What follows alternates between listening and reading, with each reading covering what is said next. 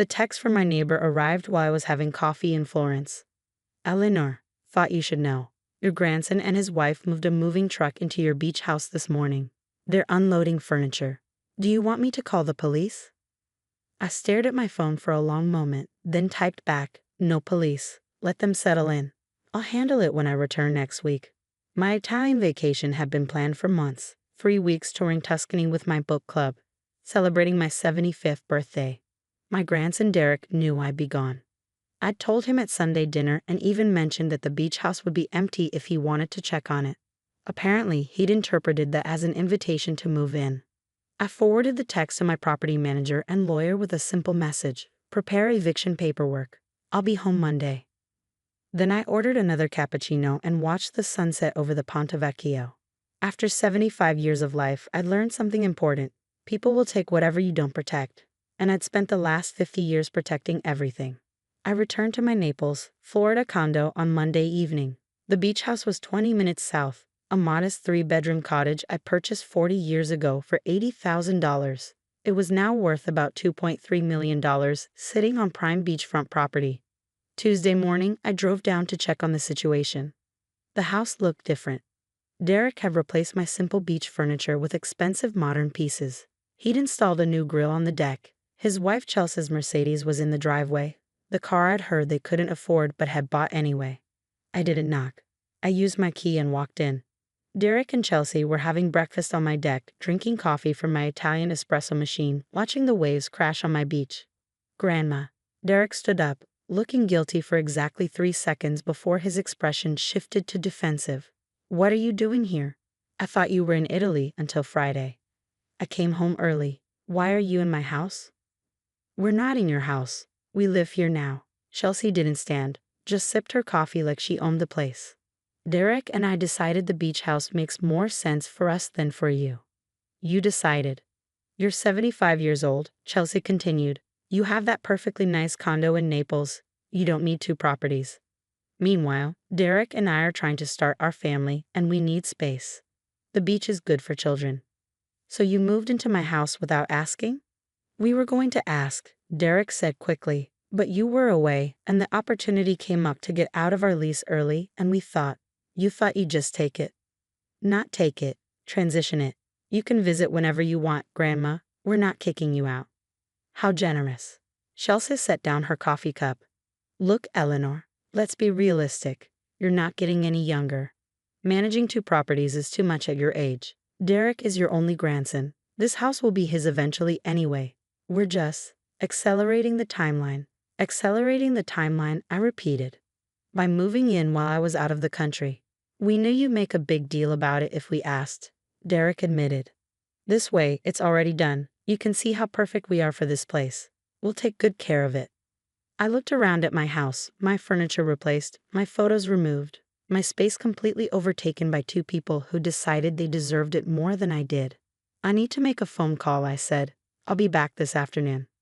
Grandma, come on. Don't be difficult about this. I left without responding. At my lawyer's office, I reviewed the documents I'd asked him to prepare. Eleanor, are you sure about this? Martin Chen had been my attorney for 30 years. This is your grandson. Who stole my house while I was on vacation? Yes, I'm sure. The eviction will be immediate. They'll have 48 hours to vacate. Good. And the other matter? You're certain you want to proceed? I looked at the property documents spread across his desk. Documents Derek and Chelsea knew nothing about.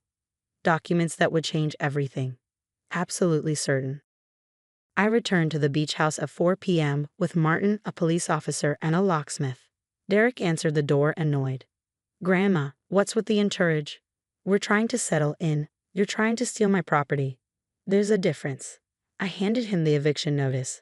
You have 48 hours to remove your belongings and vacate the premises.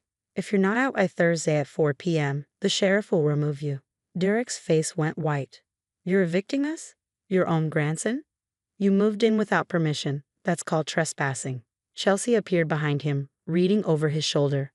This is ridiculous. We're family. You can't evict family. I can evict anyone who illegally occupies my property. Derek's your only heir. This house will be his someday anyway. Actually, it won't, I said. Derek, did you know your grandfather and I established a family trust in 1985? What trust? The Sullivan Family Trust. It holds all of our assets, properties, investments, cash holdings. Your grandfather wanted to make sure everything was protected, properly managed, and distributed according to specific conditions. What conditions? Derek asked nervously. Martin pulled out another document. The trust specifies that Derek Sullivan receives his inheritance only if he demonstrates financial responsibility, maintains a respectful relationship with his grandmother, and doesn't attempt to claim assets before her death. I've been responsible. You've been unemployed for 8 months, I said. Chelsea works part-time as a yoga instructor. Yet somehow you're driving a $70,000 Mercedes and took a $15,000 trip to Cabo last month. Where did that money come from? Derek and Chelsea exchanged glances. We had savings, Derek said weakly. You had $3,200 in savings according to the bank statements you showed me when you asked to borrow $10,000 in January. I pulled out a folder. But you've spent over $50,000 in the past 6 months. Care to explain? Chelsea's face turned red. How do you have our bank statements? I don't. But Derek is an authorized user on accounts under the Sullivan Family Trust umbrella. Trust beneficiaries' finances are monitored to ensure responsible stewardship of future assets. You've been spying on us? I've been protecting trust assets. And what I found is concerning. Derek, you've been telling people I have dementia, that I'm confused, that you're managing my affairs because I'm no longer competent. That's not. I have emails, text messages, a recording of you telling your Uncle Paul that I've gotten too old to handle my own finances and that you're helping me transition everything to your name. I looked at my grandson, the little boy I'd raised after his parents died, the young man I'd put through college, the person I'd loved unconditionally. You've been setting up a guardianship petition. Derek's silence confirmed it. You were going to have me declared incompetent, I continued. Take control of my assets. Move into my properties, all while I'm alive and healthy. Grandma, it's not like that. Then what is it like? He had no answer. Chelsea found her voice. We need this house, Eleanor. We're starting a family. We deserve a nice place to raise our children. You have more than enough. How much do you think I have? Derek said you're worth maybe $2 million, the condo, this beach house, some savings, nothing extravagant, but enough that you should share with family. I smiled. Martin, would you like to explain? My lawyer opened his briefcase. The Sullivan Family Trust currently holds assets valued at approximately $47 million. Properties include this beach house, Mrs. Sullivan's Naples condo, 2 rental properties in Fort Myers, a commercial building in downtown Naples, and 4 luxury vacation properties in other states. Chelsea's mouth fell open. Additionally, Martin continued, Mrs. Sullivan owns the entire beachfront property through an offshore holding company called Ocean View Properties, LLC. This beach house sits on a 3-acre parcel. The other 12 houses on this street? Also owned by Ocean View Properties. Mrs. Sullivan is their landlord. 12 houses? Derek whispered. 14, actually. There are 2 more on the adjacent street. I pulled out my phone and showed them the property management app. I purchased them gradually over 40 years as they came on the market. The rental income is approximately $380,000 annually. You own the whole neighborhood. I own the whole beachfront. About 30 acres total. The land alone is worth $35 million, with the houses closer to $45 million. Chelsea looked like she might faint. And you let us think you were just some old lady with a beach cottage? I am just some old lady with a beach cottage. I'm also a real estate investor, a trust fund manager, and apparently someone whose family thinks she's too senile to notice when they're trying to steal from her. Grandma, please? We made a mistake. You made a choice. You chose to view me as an obstacle instead of a person. You chose to move into my home without permission. You chose to tell people I have dementia so you could justify taking control of my assets. I turned to Martin. Proceed with the eviction. Wait. Derek grabbed my arm. What about my inheritance? The trust? The trust has a forfeiture clause. If a beneficiary attempts to claim assets prematurely through fraud or by undermining the grantor's competency, they forfeit their entire inheritance. No, you can't. I didn't do anything, Derek. You did. You violated the trust terms. You attempted fraud. You broke my heart. I pulled my arm free. You have 48 hours. After that, everything you brought into this house becomes my property, and you'll be removed by force. Where are we supposed to go? That's not my problem anymore. Thursday at 4 p.m., I returned to the beach house with Martin and the sheriff. Derek and Chelsea's belongings were piled on the lawn. They'd moved out but left everything in a mess, a final act of spite. The locksmith changed all the locks. The cleaning crew I'd hired started repairing the damage they'd done. Holes in the walls from mounting their TV, scratches on the hardwood floors from moving furniture. I stood on the deck watching the sunset, the same view I'd enjoyed for 40 years, and called my other property manager. Tom, it's Eleanor. The beach house situation is resolved. Let's discuss renovations. I'm thinking of converting it into a vacation rental, something upscale. The income can go to the scholarship fund. The one in your late husband's name? Yes, he always said education was the best investment. Seems appropriate to use our properties to help young people build real futures. After the call, I walked down to the beach. My property, my legacy, built through decades of smart investments and careful planning. Derek had seen an old woman he could manipulate. He'd never seen the young woman who'd taken a $20,000 inheritance and turned it into $47 million through patience, intelligence, and hard work. He'd never asked about my life before he knew me. Never asked how I'd afforded to raise him after his parents died.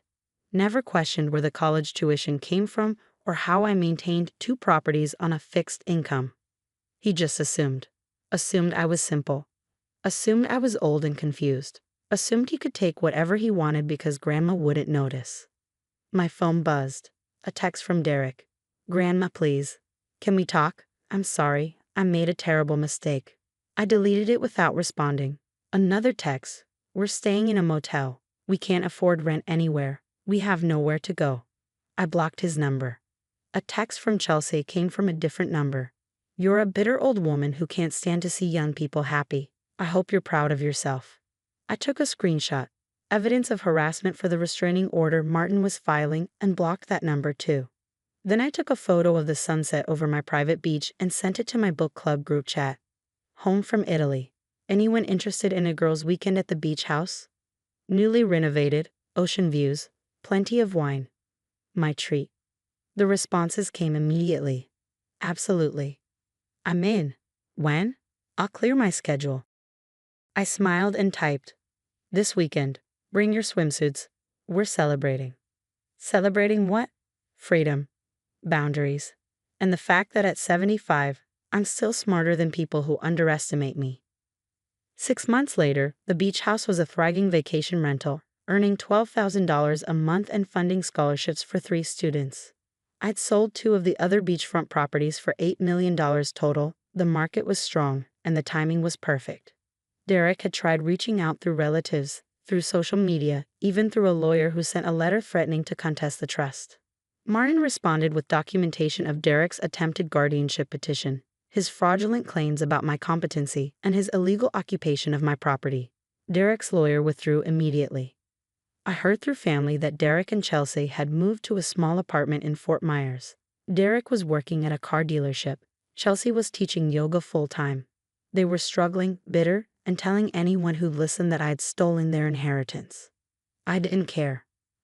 I'd learned long ago that you can't steal what was never yours to begin with. My husband and I had built our wealth together through decades of hard work. We'd invested wisely, lived modestly, and protected our assets so we could help family when they genuinely needed it. But we'd also protected those assets from people who viewed us as ATMs instead of loved ones, who saw our age as weakness instead of wisdom, who thought family meant entitlement to what we built. Derek had thought Grandma didn't need a beach house. I heard them before I saw them.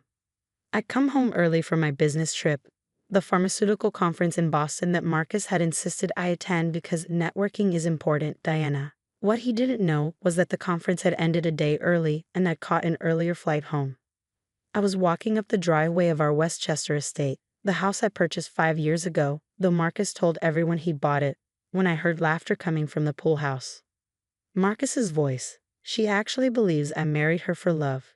Can you imagine? A woman's voice, sultry and amused. You're terrible, Marcus. I'm practical. Diana's worth $4.2 million, or she was when I married her 3 years ago. Probably more now with her precious company bonuses. Why would I work when I can just? He paused, and I could picture him making the gesture. You know. Use her credit card, the woman supplied. I prefer share resources. Sounds more equitable. More laughter. Besides, it's not like she's using the money. She's too busy working 60-hour weeks to notice when I take her MX out for a spin. What about when she finds out about us? She won't. Diana's brilliant with drug formulations and FDA approvals, but she's clueless about everything else. I could probably bring you to Sunday dinner and she'd think you were my tennis instructor. The woman giggled. You told her I was your tennis instructor. See? Genius. She actually asked if you could give her lessons. I stood frozen in the driveway, my briefcase heavy in my hand, listening to my husband mock me with his mistress in the pool house I'd bought, on the property I'd purchased, with money I'd earned. So what's the long game? The woman asked. You can't keep this up forever. Why not? Diana's a walking ATM. As long as I keep her happy, tell her she's beautiful, pretend to be interested in her boring science talk, remember our anniversary, she'll keep funding my lifestyle. It's the perfect arrangement. And if she wants kids? God, no. Then I'd actually have to pretend to be a family man. Plus, kids are expensive. Better to keep things as they are, her working, me enjoying the fruits of her labor. I heard the sound of kissing, followed by more laughter. I backed away quietly, got in my car, the sensible Toyota Camry I drove while Marcus cruised around in the BMW M5 I'd bought him for his birthday, and drove to a hotel. In my room, I opened my laptop and started working. Not on drug formulations, on divorce. By midnight, I'd done the following. Called my lawyer, Rebecca Chen, whom I'd worked with on corporate contracts. She gave me the name of the best divorce attorney in New York.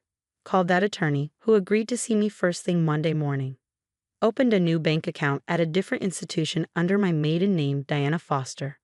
Logged into our joint accounts and transferred exactly $4.2 million to my new account. Not a penny more than what I brought into the marriage. Canceled Marcus's access to my credit cards.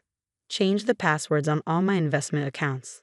Sent an email to my company's HR department requesting that my direct deposit be changed to my new account, effective immediately. Drafted a text message to Marcus that I'd send in the morning.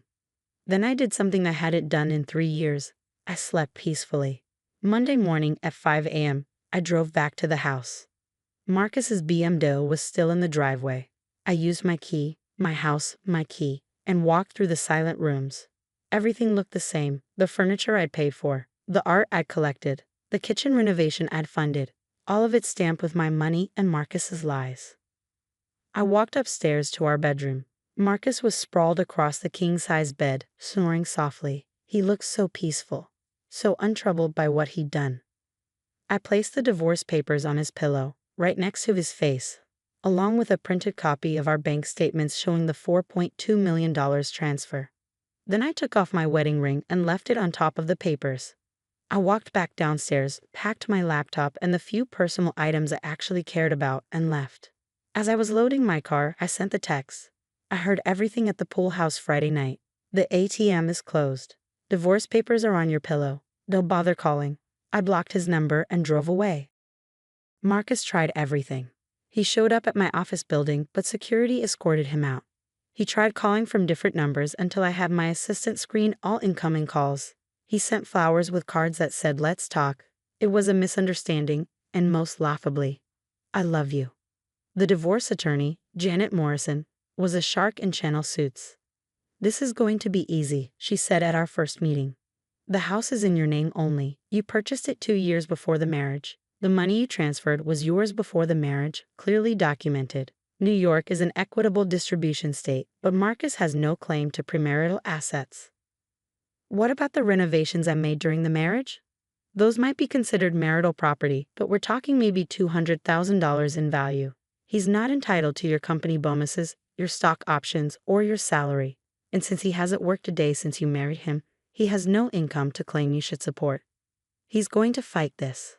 Let him. Every hour he fights is another hour his lawyer bills him for.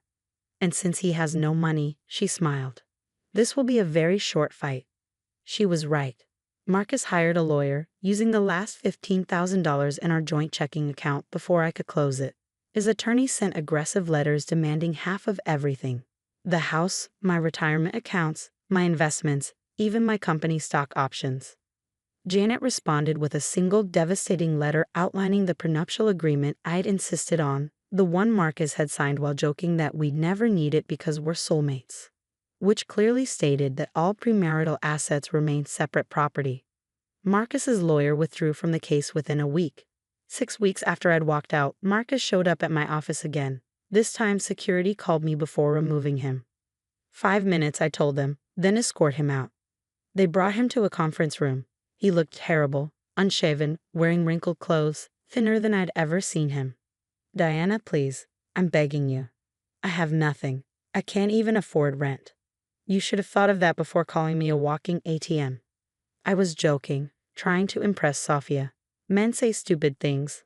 For 45 minutes, I listened to 45 minutes of you explaining in detail how you married me for money, how you manipulated me, how you thought I was too stupid to notice. That wasn't a joke, Marcus. That was the truth. I love you. You love my money. There's a difference. The house, Diana. You can have everything else, but let me stay in the house until I get back on my feet. My house. The one I bought. The one you told everyone you purchased. No. Then give me something. Enough to start over. You have millions. I have millions that I earned through 15 years of education and 10 years of working 80-hour weeks. You have nothing that you earned through 3 years of lying and cheating. That seems fair to me. You're being vindictive. I'm being just. There's a difference. I stood up. We're done here. Sign the divorce papers or don't. Either way, you're getting nothing. And Marcus? Sophia called me last week. She wanted to know if you had any money of your own. When I told her you didn't, she stopped returning your calls, didn't she? His face confirmed it. Turns out, I continued, she was dating you for the same reason you married me. Money. Funny how that works. Security escorted him out. The divorce was finalized 3 months later. Marcus got nothing except the clothes in his closet and the BMW, which was repossessed 6 weeks later when he couldn't make the payments. I heard through mutual friends that he'd moved back to Ohio with his parents, that he'd gotten a job as a sales associate at a furniture store, that he was bitter, angry, telling everyone who listened that I'd stolen from him. I didn't care. I sold the house, too many bad memories, and bought a penthouse downtown, smaller, but mine, truly mine. I threw myself into my work at the pharmaceutical company. 6 months after the divorce, I led the team that got FDA approval for a breakthrough cancer treatment.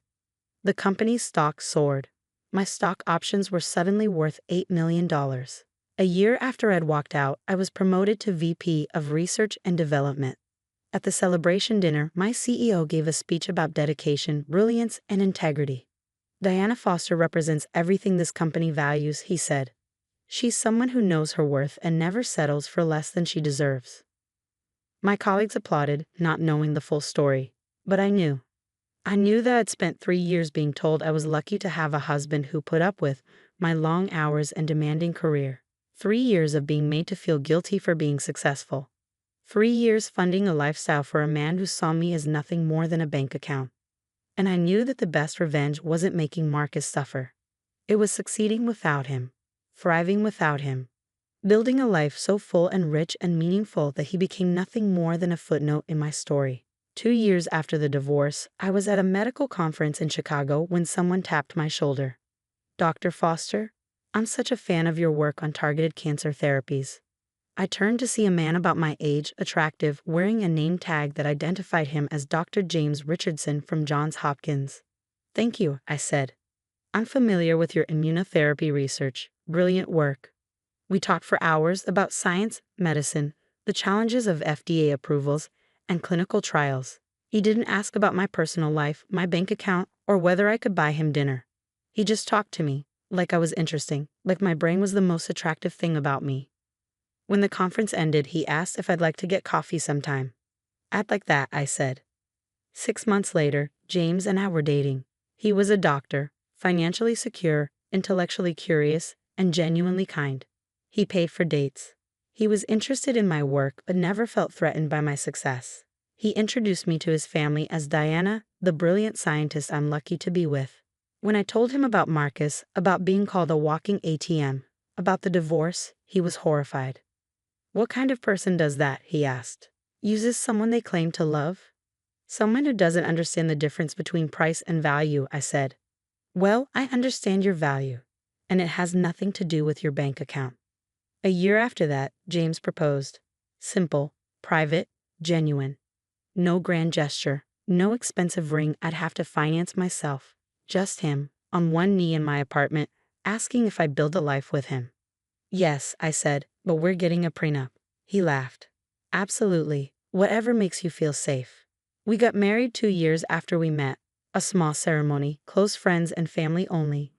My parents walked me down the aisle. James of Best Man gave a speech about how James had won the lottery when he met me. At the reception, during our first dance, James whispered in my ear, "Thank you for giving marriage another chance, for trusting me. Thank you for seeing me as more than a bank account. Diana, you're a brilliant scientist, a compassionate person, an incredible partner. Your bank account is literally the least interesting thing about you." I laughed and held him closer. Later that night, I thought about Marcus, about the pool house conversation that had changed my life, about being called a walking ATM. And I realized something. Marcus had actually done me a favor. He taught me to value myself, to recognize when someone was using me, to have the courage to walk away from anything, anyone, who didn't see my worth. He taught me that I didn't need to be grateful for crumbs when I deserved the whole feast. The $4.2 million I transferred that night, I'd invested it wisely. It was worth $7 million now. But the real fortune wasn't in my bank account. It was in knowing, really knowing, that I was worth so much more than money. That my value couldn't be measured in dollars. That I was never just a bank account with legs. I was Diana Foster, PhD scientist, researcher, woman who'd built herself back up after being torn down. And that was worth more than any amount of money Marcus could have ever taken from me. I heard them in the kitchen. Again. Honestly, Richard, I don't understand why you stay with her, my mother-in-law, Patricia said. Her voice carried through our house. The modern colonial I designed and paid for. A man of your position deserves better. Tell me about it, mother. Richard's voice was thick with contempt. No man would want such a fat wife. I'm embarrassed to bring her to client dinners.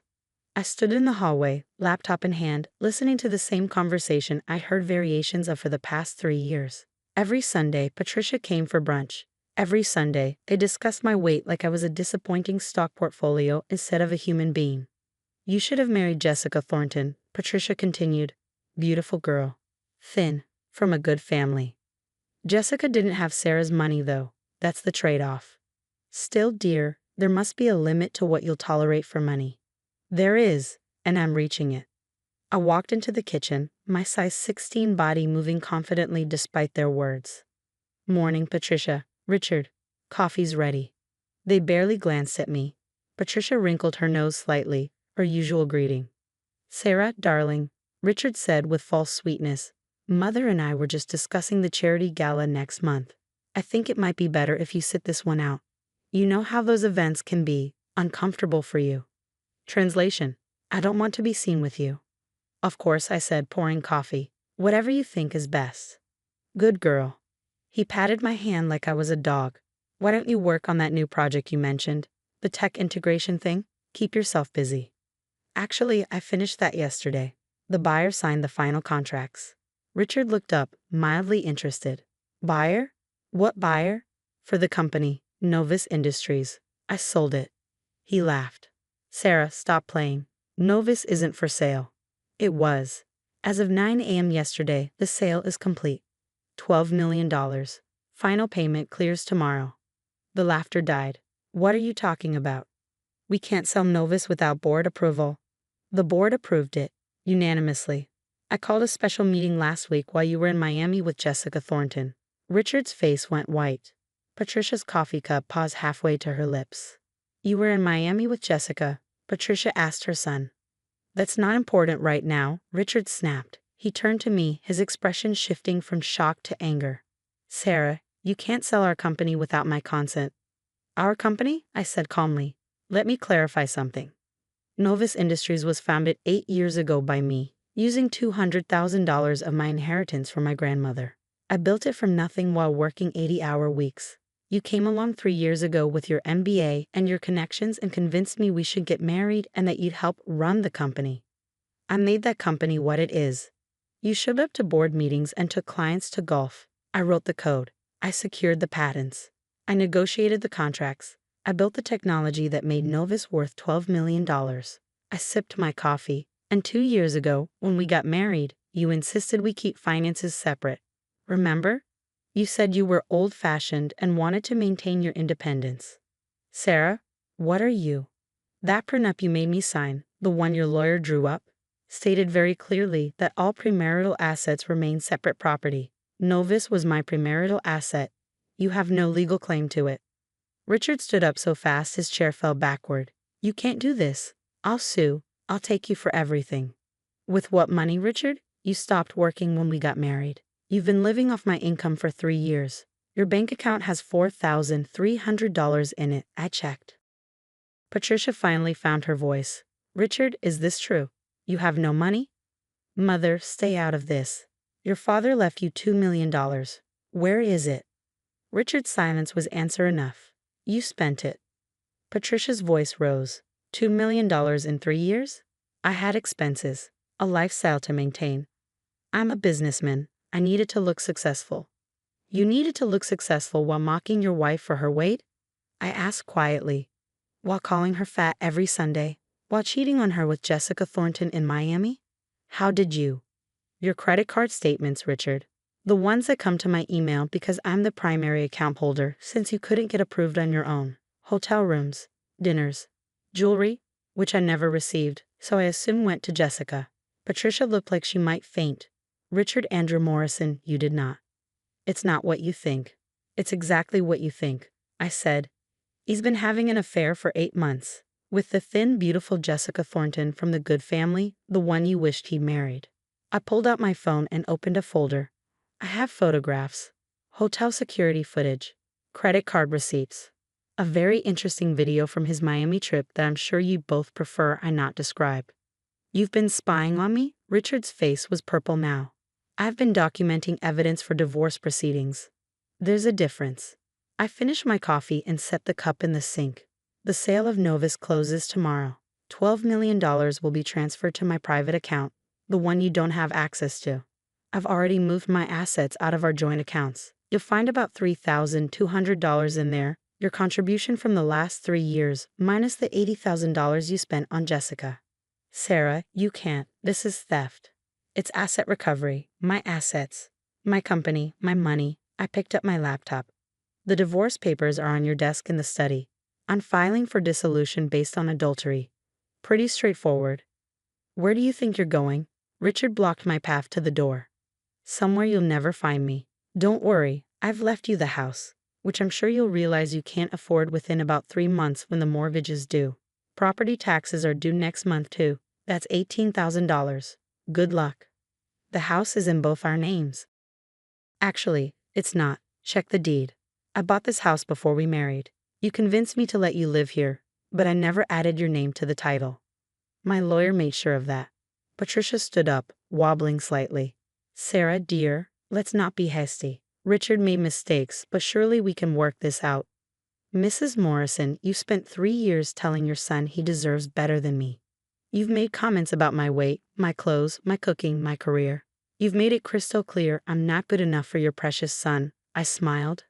Congratulations, he's all yours now. I hope you two are very happy together. Sarah, please. Richard's voice changed, becoming pleading. I love you. The things I said, I was just venting. I didn't mean them. You meant every word, and you know what? You did me a favor. How? You taught me exactly what I'm worth. And it's a hell of a lot more than being married to a man who mocks my weight while spending my money on his mistress. I walked past him to the front door. Where are you going? Richard's voice cracked. I told you. Somewhere you'll never find me. I've already closed the sale on Novus. I've already moved my money. I've already hired the best divorce attorney in New York. By tomorrow morning, you'll have nothing except this house you can't afford and a mother who taught you that a woman's value is measured by her dress size. You can't do this to me. I can, and I did.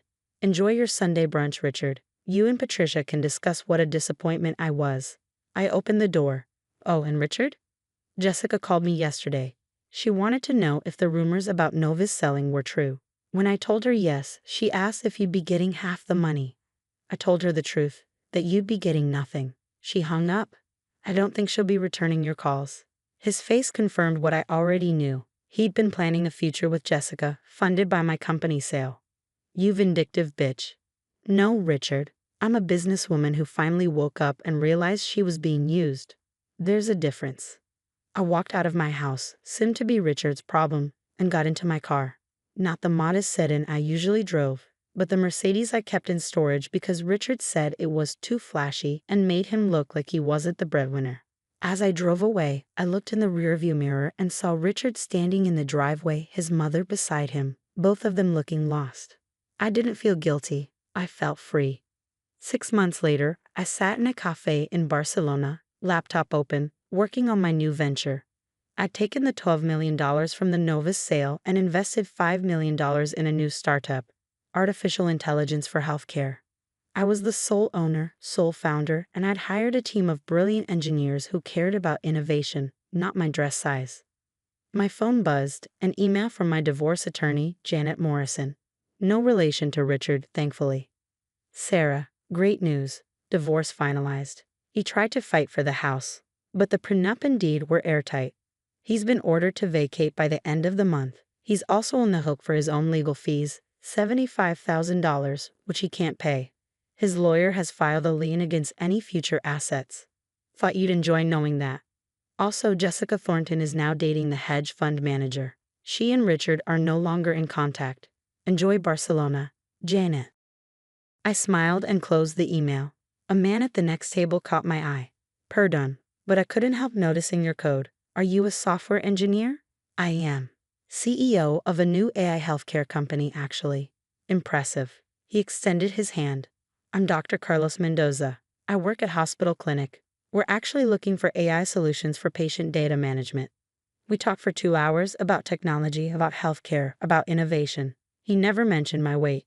Never looked at me like I was something less than. He just talked to me like I was interesting, intelligent, valuable.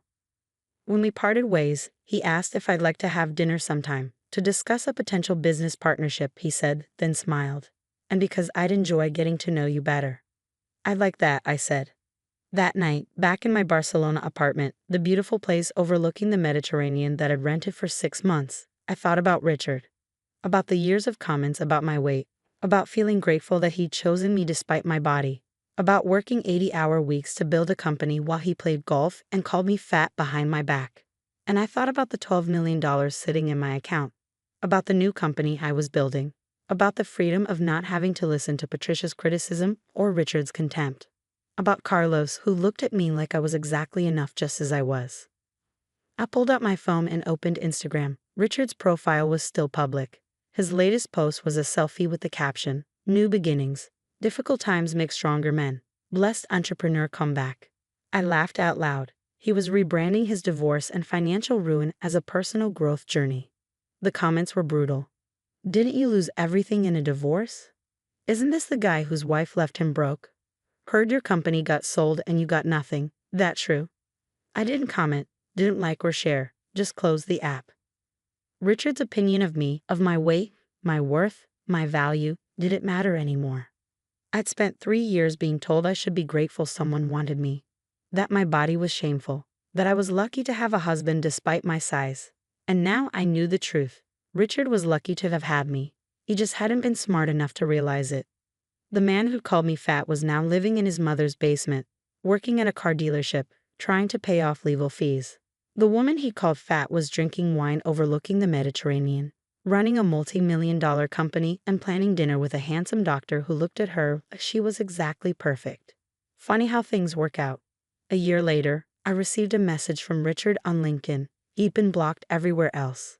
Sarah, I know I have no right to reach out, but I wanted you to know I'm in therapy, working through my issues, understanding how badly I treated you. I'm truly sorry. I was wrong about everything. You deserve so much better. I hope you're happy, Richard. I read it twice, then closed it without responding, not because I was angry, but because I simply didn't care. Richard and his opinions had become irrelevant to my life, footnotes in a story that was now about so much more than him. My company had just secured $20 million in series of funding. Carlos and I had been dating for 6 months, slowly, carefully, building something real. I'd lost some weight, but I'd also gained muscle, confidence, and the bone-deep knowledge that my body was the least interesting thing about me. I was brilliant. I was successful. I was kind. I was strong. And I was exactly enough, exactly as I was. The girl who'd once listened to "no man would want such a fat wife" was gone. In her place was a woman who knew her worth couldn't be measured by dress size or scale numbers. A woman who'd taken $12 million and her dignity and walked away from a man who confused her bank account with her value. A woman who'd learned that the best revenge isn't destruction. It's building a life so full, rich, and joyful that the person who hurt you becomes irrelevant. Richard thought he was marrying my money. He never understood he was marrying my genius. And when he lost me, he lost everything that actually mattered. I hope he figured that out eventually. But honestly, I was too busy living my best life to care. Sunday dinner at my son Michael's house had become a monthly ritual I'd started to dread. But I kept going because I wanted to see my grandson, Tyler, and because I kept hoping things would get better between us. They didn't. "Mom, could you please not do that?" Michael said as I helped Tyler with his homework at the dining table. "Not help him with math? Not interfere. Jessica has a system for Tyler's homework. You're confusing him." I looked at my daughter-in-law, Jessica, who was scrolling through her phone at the other end of the table. She didn't look up. "I was just explaining fractions," I said quietly. "He asked for help. And I appreciate that, but we're trying to teach Tyler to be independent. Not to rely on." Michael trailed off, but the meaning was clear. Not to rely on you. I've been hearing variations of this for 2 years, ever since Michael married Jessica and moved into this house in the suburbs. Suddenly, everything I did was wrong. The way I dressed was embarrassing. The car I drove was an eyesore in their driveway. The gifts I brought were too modest or not appropriate. "Maybe I should go," I said, starting to gather my things. "Actually, Mom, we need to talk about something." Michael exchanged glances with Jessica, who finally looked up from her phone. "Jessica and I have been discussing it, and we think it's time for some boundaries." "What kind of boundaries?" "We think the monthly dinner should stop. They're becoming stressful for everyone." I felt like I'd been slapped. "Tyler, honey, why don't you go play in your room for a bit?" "But Grandma, I want you to help." "Now, Tyler," Jessica snapped. My grandson left reluctantly, looking back at me with confused eyes. Once he was gone, I turned to Michael. "You're uninviting me from family dinners?" "It's not uninviting. It's just, we need space. You're always here, always giving advice we didn't ask for, always making Jessica feel inadequate." "I've never made Jessica feel inadequate." "You don't have to say it," Jessica spoke up, her voice sharp. "It's in everything you do. The way you look at this house like it's not good enough. The way you dress like you're better than us because you don't care about appearances." "I dress practically. I've never claimed to be better than anyone." "You drive that ancient car and live in that tiny apartment and act like you're making some noble statement about materialism," Jessica continued. "Meanwhile, Michael and I are working hard to build something real, to give Tyler the life he deserves. And you just judge." "I've never judged you." "You don't have to say it," Michael said. "We can feel it. And honestly, Mom, it's exhausting. We're asking you to respect our space. Give us some time without the constant presence." I stood up slowly, my hands shaking. "How much time?" "We'll reach out when we're ready. Maybe for Tyler's birthday in a few months." "A few months?" "Michael, I'm your mother. Tyler's my only grandchild. And he'll still be your grandchild in a few months. This isn't permanent. We just need a break." I looked at Jessica, whose face showed no sympathy. I looked at Michael, who couldn't quite meet my eyes. And I realized they'd already made this decision. This wasn't a discussion. It was a dismissal. "I see," I said quietly, "then I'll go." "Mom, don't be dramatic." "I'm not being dramatic. You've asked me to leave, so I'm leaving." I picked up my purse, the worn leather bag Michael had once called embarrassing, and walked to the door. "We'll call you," Michael said, sounding relieved that I wasn't fighting. "Of course you will." I drove home in my 15-year-old Honda, the car Jessica had once suggested I replace for safety reasons, but really because it looked bad parked in their driveway next to their matching BMWs. When I got to my apartment, the tiny one-bedroom downtown that I'd lived in for 12 years, I sat in the dark for a long time. Then I picked up my phone and made a call. "Catherine, it's Helen. We need to talk about Jessica Morrison's performance review." Catherine Wells had been my CEO at Cornerstone Technologies for 8 years. I'd hired her myself when I founded the company 15 years ago, back when it was just me and 3 programmers working out of a garage. Now, Cornerstone Technologies employed 847 people and generated $400 million in annual revenue. And I owned it all. 100% private ownership, no shareholders, no partners, just me. My son didn't know. Jessica certainly didn't know. Nobody knew except my lawyer, my accountant, and my leadership team. I preferred it that way. I'd built Cornerstone quietly, lived modestly, and kept my wealth private, because I'd learned early in life that people treat you differently when they know you have money. They want things. They expect things. They judge you for how you spend, or don't spend. So I stayed under the radar, drove the old car, lived in a simple apartment, shopped at discount stores, and nobody questioned it because I was just Helen Morrison, middle-aged widow, retired from some vague office job, living on a modest fixed income. Except I wasn't retired. I was running the tech empire from my laptop, attending board meetings via video call, making million-dollar decisions while my son called me a burden. "Helen, good to hear from you," Catherine said. "Though I'm surprised you're calling on a Sunday evening." Jessica Morrison. She works in our marketing department. Junior account manager. "Yes, I know Jessica. She's actually Michael's wife, isn't she?" "Your daughter-in-law?" "She is, and that relationship needs to stop influencing her employment status." Silence on the other end. "What are you saying?" "I'm saying I want an honest performance review. No special treatment because she's family. No protection because of our relationship. Just the facts." "Helen, are you sure?" "Because the facts aren't great." "Tell me." Catherine sighed. "Jessica's been with us for 2 years. Her performance has been consistently below expectations. She misses deadlines, her client relationships are poor, and she's been involved in 3 separate HR complaints about workplace behavior. We've kept her on because she's your daughter-in-law. And if she wasn't, she'd have been terminated 6 months ago." I closed my eyes. "Then terminate her. Tomorrow morning. Standard severance package, professional separation, no hard feelings. But she needs to go." "Helen, this will cause problems with Michael. Michael just kicked me out of his house and told me to stay away for a few months. I don't think our relationship can get much worse." Another pause. "He doesn't know, does he? About Cornerstone?" "No, and I'd like to keep it that way for now." "Understood. I'll handle Jessica's termination first thing tomorrow morning, 9 a.m. "Thank you, Catherine." "Helen, can I ask you something?" "Why now?" "You've tolerated a lot from them over the years. Why is this the breaking point?" I thought about Michael's face when he told me to leave, about Jessica's contempt, about my grandson looking confused and sad, because I'm done being treated like I'm worthless by people who have no idea what I'm worth. Monday morning, I was having coffee in my apartment when my phone rang. "Michael." "Mom, what did you do?" "Good morning, Michael. How are you?"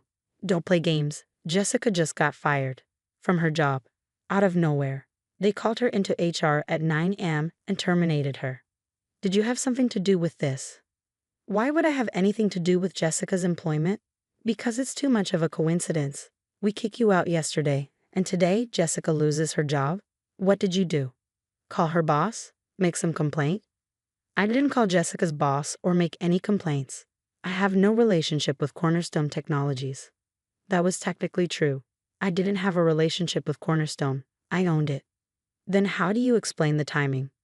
"Perhaps Jessica was simply fired for performance issues. It happens." "Performance issues? Jessica is excellent at her job. Everyone loves her." I sipped my coffee. If everyone loved her, they probably wouldn't have fired her. "This is your fault. I don't know how, but I know it is. You're punishing us for setting boundaries." "Michael, you're being paranoid. I have no power over Jessica's employment. I'm just a retired woman living on a fixed income, remember? What could I possibly have done?" He sputtered, clearly frustrated. "This isn't over. Jessica's lawyer is already looking into wrongful termination when they find out you're involved." "There's nothing to find, Michael.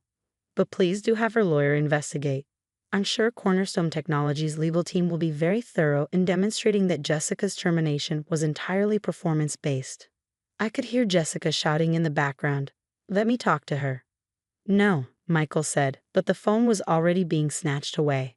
You bitter old woman, Jessica hissed. You couldn't stand to see us happy, so you sabotaged me. But you made a mistake. We'll sue. We'll take everything you have. Jessica, I have a 15-year-old Honda and a one-bedroom apartment. What exactly will you take? Your dignity, your relationship with your son, your grandson. You'll never see Tyler again after this. Something in my chest tightened. Is Michael agreeing to that? Michael does what I tell him. And I'm telling him you're toxic. You're out of our lives, forever. The line went dead. I sat there for a long moment, staring at my phone. Then I made another call. Catherine, it's Helen. I need you to send me Jessica's complete personnel file. Every performance review, every HR complaint, every documented issue. I want it by the end of the day. Already ahead of you. I'll email it within an hour. Helen, are you okay?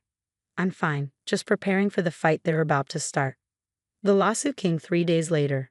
Jessica Morrison versus Cornerstone Technologies, alleging wrongful termination, discrimination, and retaliation. The complaint specifically mentioned that she was fired immediately following a family dispute with a relative who may have connections to the company. They were fishing, trying to establish my connection to Cornerstone. They had no proof, just suspicion and timing. Cornerstone's lawyers filed a motion to dismiss, including 47 pages of documentation detailing Jessica's performance issues, complete with dates, examples, and witness statements. It was devastating and entirely factual. But Michael and Jessica didn't give up. They hired a private investigator to look into my background, trying to find the connection between me and Cornerstone Technologies. They wouldn't find it. My ownership was buried under layers of holding companies and trusts. All perfectly legal, all completely opaque. Unless I chose to reveal it, they'd never know. 2 weeks into their investigation, my lawyer called. Helen, they're digging into your finances. They've subpoenaed your bank records, tax returns, and property holdings. They're trying to prove you have the means and connections to influence Jessica's employment. Let them look. They'll find a modest savings account, Social Security payments, and 12 years of rent payments. Nothing that suggests I own a $400 million company. You've covered your tracks well. I've been careful for a reason. 3 weeks after the lawsuit was filed, I got another call from Michael. Mom, we need to talk. In person. I thought I was toxic and out of your lives forever. Please, this is important. Can you come to the house? Against my better judgment, I went. Michael answered the door looking haggard. Jessica sat on the couch, arms crossed, glaring at me. Their lawyer, an expensive one, judging by his suit, sat in the armchair. Mrs. Morrison, thank you for coming, the lawyer said. I'm Robert Chen, representing Michael and Jessica in their lawsuit against Cornerstone Technologies. I'm aware. We've been investigating the circumstances of Mrs. Morrison, the younger Mrs. Morrison's, termination, and we've hit a wall. Every avenue we explore leads nowhere. The company's documentation is impeccable. Their legal team is top tier. Their ownership structure is completely opaque. Sounds like a well-run company. It does, which makes us wonder, who runs a company that well? I said nothing. We've looked into your background, Mrs. Morrison. There's nothing there. Just a widow living modestly on what appears to be a fixed income. But the timing of Jessica's termination, combined with the company's unusual structure, makes us suspicious. Suspicious of what? That you have some connection to Cornerstone Technologies that you're not disclosing. That's quite a conspiracy theory, Mr. Chen. It would explain everything. How Jessica was fired so quickly after your argument with Michael. Why the company had such thorough documentation ready immediately. Why their legal response was so aggressive and comprehensive. Or, I said calmly, Jessica was simply a poor employee who was fired for legitimate performance reasons, and you're wasting time and money on a baseless lawsuit. Michael leaned forward. Mom, just tell us the truth. Do you know someone at Cornerstone? Did you call in a favor? If you just admit it, we can settle this and move on. I don't know anyone at Cornerstone Technologies who would take my call to fire an employee. Is that clear enough? Again, technically true. Nobody at Cornerstone would fire someone just because I called. They'd fire someone because I, as the owner, instructed them to, which was entirely different. The lawyer looked frustrated. Mrs. Morrison, I'll be blunt. This lawsuit is expensive. My retainer alone was $50,000. If we continue, It could cost your son and daughter-in-law hundreds of thousands in legal fees with very little chance of success given the documentation against us. Then perhaps you should drop the lawsuit. We will. On one condition, we want to know the truth. Not for the lawsuit, just for us. Do you own Cornerstone Technologies? The room went completely silent. I looked at Michael, my son who kicked me out of his house, who'd chosen his wife over his mother, who let me be called a burden and toxic without defending me. I looked at Jessica, who'd sneered at my car in my apartment, who'd judged me for living modestly, who'd threatened to keep me from my grandson. I looked at the lawyer, who just revealed they'd spent $50,000 of money they didn't have trying to prove a conspiracy. Mr. Chen, I said slowly, even if I did own Cornerstone Technologies, I wouldn't tell you, because that information is none of your business. My finances are private. My business dealings are private. And my relationship with my son should never have been contingent on my bank balance.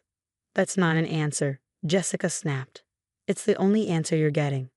I stood up. Drop the lawsuit, Jessica. You were fired for cause. Fighting it will only cost you money you don't have and expose more of your performance issues to the public record. Take the severance, find a new job, and move on. And what about us? Michael asked quietly. What about our relationship? What relationship, Michael? You kicked me out. You told me to stay away for months. You let your wife call me toxic and threaten to keep me from my grandson. You chose to believe I was some bitter old woman instead of someone who might have legitimate reasons for her choices. I didn't know what else to think. You could have trusted me. You could have asked me directly instead of hiring a PI. You could have given me the benefit of the doubt. I picked up my purse. But you didn't. And now you have to live with that choice. Mom, wait. Goodbye, Michael. Mr. Chen, Jessica, I trust you'll drop the lawsuit by the end of the week. If you don't, Cornerstone's lawyers will file for sanctions and legal fees. I'm told that could be quite expensive. I walked out. The lawsuit was dropped 4 days later. I heard through my CEO that Jessica had found a new job, an entry-level position at a much smaller company with a significant pay cut. Michael tried calling several times. I didn't answer. Then 3 months later, my grandson's birthday arrived. I received an invitation, a simple card in the mail, addressed in Tyler's handwriting. Dear Grandma, please come to my birthday party. I miss you. Love, Tyler. I called Michael. He can write, he said. He wrote that himself. Asked me to mail it every day for 2 weeks until I finally did. And Jessica? Jessica and I are working through some things. The job loss was hard. The lawsuit was expensive. We're in therapy. Good. Mom, I know I screwed up. I know I chose wrong. I didn't understand. I still don't really. But Tyler misses you. And I miss you. Can you come to the party, please? I thought about it. About my grandson, who'd done nothing wrong, and about my son, who'd made mistakes but was trying to acknowledge them. I'll come. But Michael, things can't go back to how they were. I know. And I have something to tell you. Something I should have told you years ago. What? Not over the phone. At the party. We'll talk after Tyler opens his presents. Tyler's birthday party was small, just family and a few school friends. Jessica was polite but cold. Michael was nervous. Tyler was thrilled to see me. After cake, after presents, after the other guests left, Michael, Jessica, and I sat in their living room. You wanted to tell me something, Michael said. I do. I pulled out a folder from my bag. This is the ownership structure of Cornerstone Technologies, the company Jessica worked for, the company that fired her. Michael opened it. His eyes went wide as he read. This says it's owned by Morrison Holdings, which is owned by... Mom, this is your name. Yes. You own Cornerstone? I founded it 15 years ago. Built it from nothing. It's worth approximately $400 million, last valuation. Jessica had gone completely white. 400 million? Michael whispered. Give or take, the tech sector fluctuates. But you live in that apartment, drive that car, you dress like someone who doesn't need to prove her worth through possessions. Yes, I live modestly because I choose to, because I built my company on the principle that value isn't about display, it's about substance. All this time, Michael said, you were rich, you were successful, you were everything Jessica accused you of not being, and you never told us. I didn't tell you because I wanted you to value me for who I am, not what I have. I wanted a relationship based on love, not money, And I wanted to see if you'd respect me even when you thought I had nothing. And we didn't, Michael said softly. We treated you like you were worthless. Yes, you did. Jessica finally found her voice. You fired me, your own daughter-in-law. You destroyed my career because your feelings were hurt. I fired you because you were a poor employee who'd been protected long enough. The fact that you just called me a burden and threatened to keep me from my grandson influenced the timing, I'll admit, but the cause was entirely your performance. You're vindictive. I'm done being disrespected by people who should know better. I looked at Michael. I came today because Tyler asked me to, because he's an innocent child who loves his grandmother. But moving forward, things will be different. Different how? I won't hide anymore. You know the truth now. You know what I've built, what I'm worth, what I'm capable of. And you'll have to decide if you can have a relationship with me knowing that your assumptions were completely wrong. Michael was quiet for a long time. Then he said softly, Mom, I'm sorry. I'm so sorry for everything. For not trusting you. For choosing Jessica's narrative over giving you the benefit of the doubt. For kicking you out. For all of it. And Jessica? I looked at my daughter-in-law. She looked away. I can't believe you let me humiliate myself. Let me talk about your tiny apartment and your old car when you were worth hundreds of millions. I didn't let you do anything, Jessica. You chose to judge. You chose to mock. You chose to assume that wealth was the only measure of worth. Those were your choices, not mine. So what now? You hold this over our heads forever. No, now you decide who you want to be. Someone who values people for their character, or someone who values them for their bank balance. I stood up. I'll leave you two to think about it. Michael, I'll call you next week. We can have dinner, just us, and talk about moving forward. What about Jessica? Jessica needs to decide if she can respect me, really respect me. Not because I own a company, but because I'm your mother and Tyler's grandmother. Until she can do that, I don't think we have much to say to each other. I hugged Tyler goodbye and left. 3 weeks later, Jessica requested a meeting. We met at a coffee shop, neutral ground. I've been in therapy, she said without preamble. Processing why I treated you the way I did, and my therapist helped me understand something. What's that? I was intimidated by you, even when I thought you were poor. You were so confident, so content, so comfortable in your own skin, and I've never been any of those things. So I tried to tear you down, to make you small so I could feel big. That's very honest. The email arrived on a Thursday afternoon. URGENT, loan default notice, Westchester property, $500,000. I opened it out of routine. As CEO of Morrison Capital Group, I reviewed all major loan defaults personally. But when I saw the borrower's name, I stopped breathing. Amanda Morrison Sterling, my daughter. I read through the details. $500,000 in debt across multiple loans. The primary mortgage on her Westchester estate, 3 months behind. A business loan for her boutique that hadn't made a payment in 6 months. Credit cards maxed out. A home equity line of credit drained dry. My daughter, who told everyone I was too poor to help her with anything, owed my company $500,000. And she had no idea I owned the bank.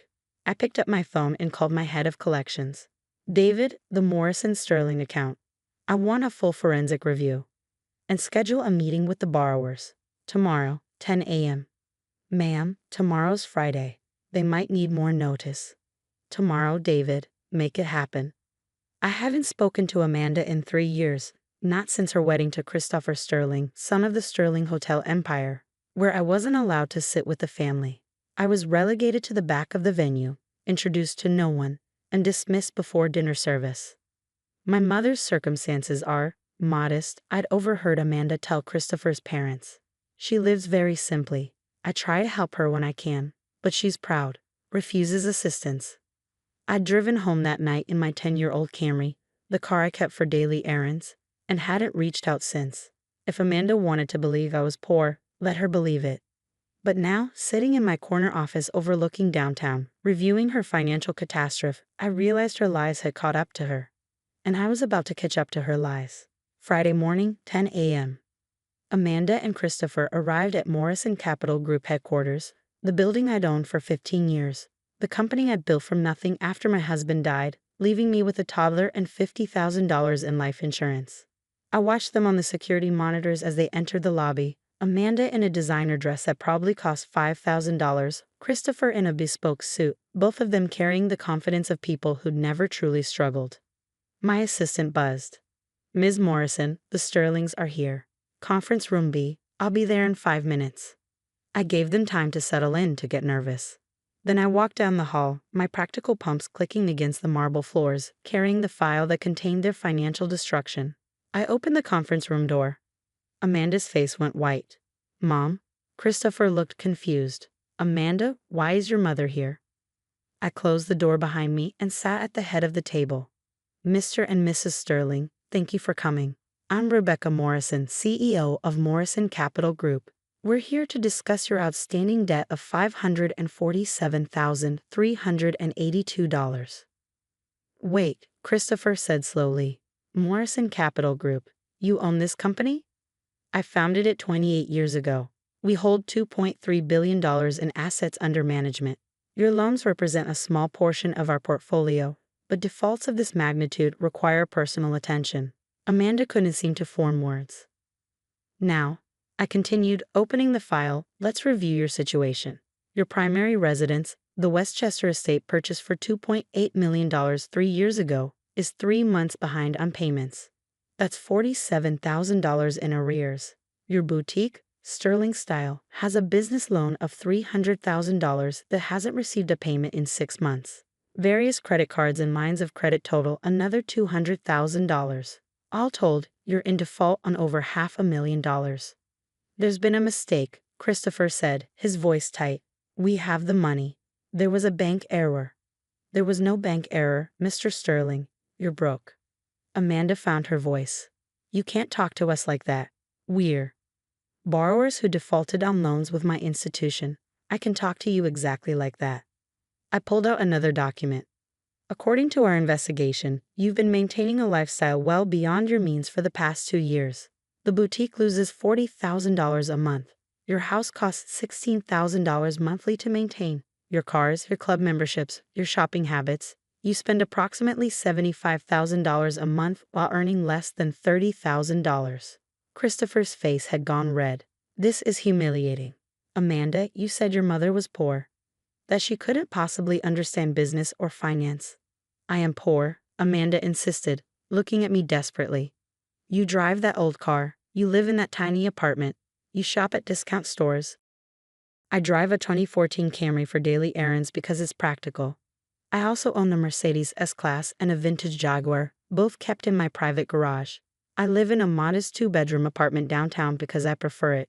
I also own a 5-bedroom house in Connecticut, a beach house in the Hamptons, and a condo in Manhattan that I use for business. The room went silent.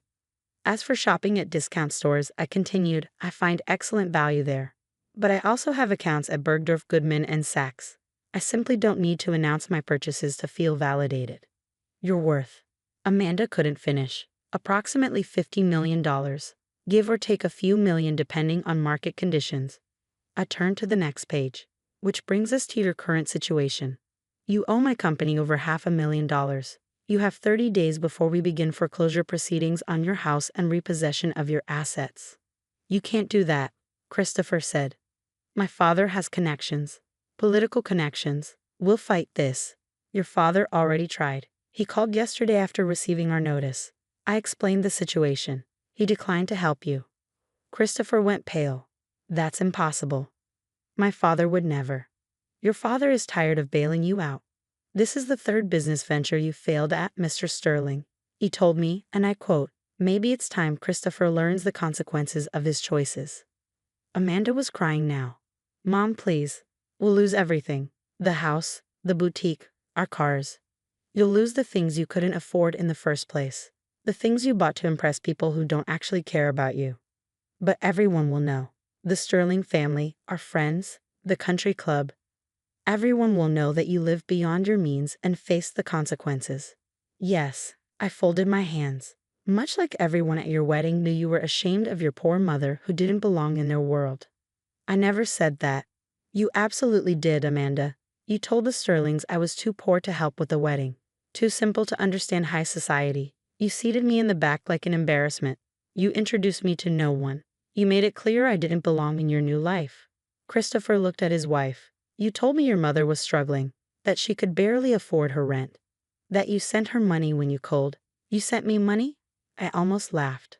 Amanda, I returned every check. Every single one. Did you never notice they were never cashed? I thought you were too proud to accept help. I didn't need help. I needed a daughter who wasn't ashamed of me. Amanda broke down completely. I was ashamed. Okay? I admit it. Christopher's family has generational wealth, estates, trust funds, legacy. And my mother drove a Camry and lived in an apartment and wore clothes from TJ Maxx. I was embarrassed. So you lied. So I lied, she whispered. I told everyone you were poor, that I came from nothing, that I was self-made. It made my success seem more impressive. Except you're not successful, I said quietly. You're $500,000 in debt with no way to pay it back. That's not success, Amanda. That's failure dressed up in designer clothes. Christopher stood abruptly. This is pointless. We'll hire lawyers. Fight the foreclosure. My family knows people. Your family already knows people, Mr. Sterling. They know me. Your father and I have done business together for years. The Sterling Hotel Corporation banks with Morrison Capital Group has for a decade. He sat down slowly. You're our bank. I'm your family's primary lender. $300 million in corporate credit lines. Your father's been a valued client. I paused. He was quite surprised to learn his son was married to my daughter, especially after Amanda told him I was too poor to attend family functions. Oh God, Amanda whispered. Does he know? Does the whole family know? Not yet, but they will when the foreclosure proceedings become public record. These things tend to make the society pages. Please, Amanda begged. Don't do this. I'll do anything. I'll tell everyone the truth. I'll apologize publicly. Oh, you'll face the consequences of your choices, I interrupted, just like everyone else who defaults on a loan. But I'm your daughter. Yes, you are, which is why this is so disappointing. I stood up. You have 30 days. Either pay the full amount due or we proceed with foreclosure and asset seizure. Those are your options. We don't have $500,000, Christopher said flatly. Even if we sold everything, we couldn't cover it. Then you'll lose everything. I walked toward the door, then paused. Amanda, you could have asked me for help any time in the past 3 years. I would have advised you against over-leveraging yourselves. I would have explained basic financial planning. I would have helped you build something real instead of this house of cards. But I thought you couldn't help. I thought you were poor. You thought what was convenient to believe. Because the truth, that your mother was successful, wealthy, and accomplished, didn't fit the narrative you wanted to tell. I left them sitting in that conference room and returned to my office. 24 hours later, Amanda showed up at my apartment, the modest 2-bedroom downtown that she'd always seen as evidence of my poverty. Mom, can we talk? I let her in. She looked around at the simple furniture, the minimal decorations, the lack of obvious wealth. I don't understand, she said. If you're worth $50 million, why do you live like this? Because I'm comfortable here. Because I don't need to prove anything. Because unlike you, I know the difference between wealth and worth. She sank onto my couch. I've ruined everything. My marriage, my business, my reputation. Christopher's family is furious. His father called him a disappointment. His mother won't take my calls. And you came here because you're the only person who might help me, even though I don't deserve it. Even though I was horrible to you. She looked up with red eyes. Mom, I'm so sorry. For everything. For being ashamed of you. For lying about you. For treating you like you were less than everyone else when you're actually more successful than all of them. Apology noted. That's it? Just apology noted. What do you want me to say, Amanda? That it's okay? It's not. You hurt me. You denied me. You made me feel unwelcome at your wedding, the most important day of your life, because I didn't fit your image of what a mother should be. I was wrong. I was so wrong. Yes, you were. I sat across from her. But here's what you still don't understand. I didn't build my wealth to impress people. I built it to have security, to help others, to make a difference. The money is a tool, not an identity. You see wealth as something to display. I see it as something to deploy. I don't know how to fix this. You can't. Not immediately. You've made choices that have consequences. The foreclosure will proceed. You'll lose the house, the boutique, probably your marriage based on how Christopher looked at you in that meeting. So you're just going to let me lose everything? I'm going to let you face reality. For the first time in years, you're going to have to live within your actual means. Work a real job. Build something genuine. I leaned forward. Amanda, this is the best thing that could happen to you. Losing everything is the best thing. Losing the facade is the best thing. The house you couldn't afford, the business that was failing, the lifestyle that was bankrupting you, none of that was real. It was all pretend. Now you get to start over with truth instead of fiction. She was quiet for a long time. Will you help me? What kind of help are you asking for? I don't know. Advice? Support? Maybe a loan too. No loans, no bailouts, no rescuing you from your choices. Then what?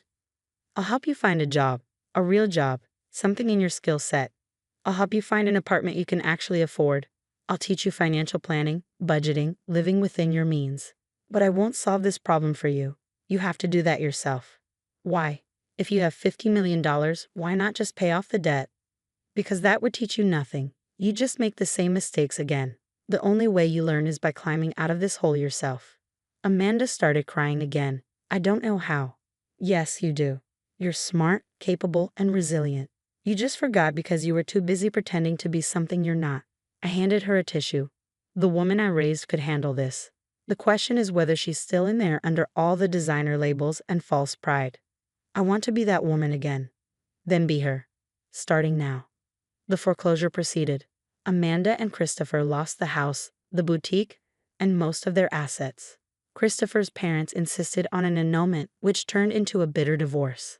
The society pages did indeed cover the fall of the Sterling's newest family member. But something unexpected happened. Amanda got a job as a junior account manager at a small marketing firm. She moved into a one-bedroom apartment in Queens. She started taking the subway. She shopped at the discount stores she'd once mocked. And every Sunday, she had dinner with me at my apartment. 6 months after the foreclosure, she arrived for dinner with an envelope. "What's this?" I asked. "Open it." Inside was a check for $5,000. Amanda. "It's the first payment on the debt.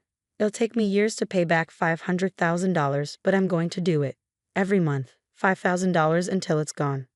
"You don't have to." "Yes, I do. Not because of the money, because of the principle. I took something that wasn't mine, your company's money, and I need to pay it back. That's what people with integrity do." I looked at my daughter, really looked at her. No designer dress. No professional blowout. No fake smile hiding insecurity. Just Amanda. Real, genuine Amanda. "I'm proud of you," I said. "Really?" "Really. Not because of the check, because you're finally becoming the person you were meant to be." She smiled, a real smile this time. "I'm learning from the best." My mom, the secret millionaire who taught me that wealth isn't about what you show, it's about what you build and what you give back. That too. We had dinner, homemade pasta, nothing fancy, and talked about her job, her tiny apartment, her new life built on truth instead of pretense. As she left that evening, she hugged me tight. "Mom, can I ask you something?" "Of course." "When I told everyone you were poor, when I was so ashamed, did you ever think about telling me the truth? About exposing me?" "Every day." "Why didn't you?" "Because I wanted you to learn this lesson yourself. I wanted you to hit bottom and realize that the things you thought mattered, the image, the status, the approval of people who don't really know you, none of it was real. I wanted you to discover what was real." "And what's that?" "That your worth isn't in your bank account. It's in your character, in how you treat people, in whether you build something genuine or something fake." I touched her cheek. "You built something fake, Amanda. It collapsed. Now you're building something real. That's worth more than all the money in the world." She nodded, eyes wet. "I love you, Mom." "I love you too, sweetheart. I always have. Even when you were too ashamed to love me back." After she left, I sat in my modest apartment, the one that had convinced my daughter I was poor, and smiled. Because the truth was finally out. Not that I was worth $50 million, but that I was worth knowing. And my daughter had finally figured out the difference.